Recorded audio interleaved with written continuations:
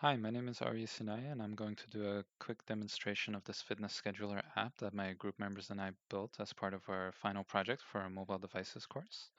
So starting out when opening the app, you have to either register or log into an account. I'm going to start with a new account. I'm just going to use username and password, my first and last name. I'm not going to use Remember Me just yet. I'll show that one later on. So here, logging in does not work until you actually register. Now that I'm registered, I can hit login. And here I have to choose which days of the week I want to do my workouts on. So what I'm going to do is I'm going to choose every other day, just as an example. Hit next. I can't go next until I answer this as well. So I do have access to weight machines. If they hit no, then the user will just simply not get any exercises that uses weight machines. Hit next again. Here you put a preference of morning, afternoon, or evening. I'm going to hit morning and next. So here it's actually going to load my data now. Um, and once it's in, here's my schedule. So here is each day of the week. So as I requested, I'm going to have a workout on this day, rest, workout, rest, workout, rest, and then another workout here. So every other day. So on the workout days, here you can see a full list of the actual exercises that are going to be done on this day. So you've got different sections, different muscle groups, so chest, shoulders, and triceps for this one, for example. Here we have the actual exercises, bench press, how many repetition or how many sets and then repetitions you do of each exercise. When you click on this one, it shows you specific instructions on how to set yourself up, get in the right posture, and to get the best form for the exercise. Um, and this is the preference of morning that I put. It just automatically put 8 a.m. for me. Here you can scroll through the different days. So Tuesday was a rest day for me. Then I work out again, do a back workout and arms. And yeah, so these are the workouts themselves. So now this is another calendar view that you can pull up. It's essentially the same screen. Then you can also go on the search tab here. Here you can actually find any exercise that you want through our API that we're using for this.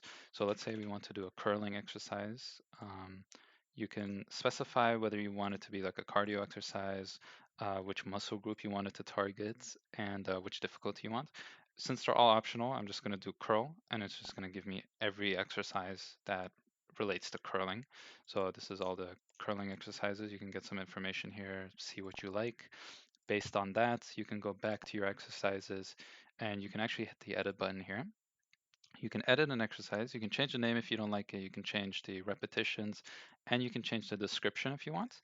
I'm just going to change this name to test for now. Um, Now this doesn't update right away, but I'll show you how it does update. So when we exit out, what I'm going to do is we didn't hit remember me. So when I log out, it's going to prompt me to log in again. And it does show those little snack bars here showing that I logged out of my account. I'm going to type in my same username and password here. I'm going to hit remember me so that I don't have to do this ever again. I'm going to hit login. Here we have the snack bar logged into Aria. I'm going to wait for my exercises and we go back here and here we have test rather than the previous name that it had. Now, finally, what I'm going to show you is the remember me function itself. So when people register for an account, I'll just show you real quick how it works here. You close the app, you open it back up, and you're still logged in. So now we're no longer even running from Android Studio directly. We're just running off of the emulator, and it still has my data with the updated, edited data as well. So how it works is this data gets uploaded to Firestore, which their password and username is encrypted, and their data is stored there.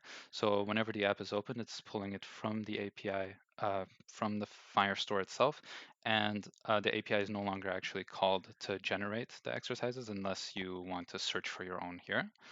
And yeah, so for the remember me function, basically all it does, it uses SQLite to store the user's login information, which again is encrypted.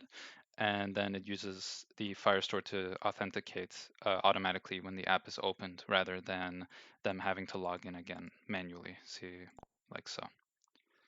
It does it in the background, it authenticates them and they're logged in already. So they don't have to do the authentication themselves again.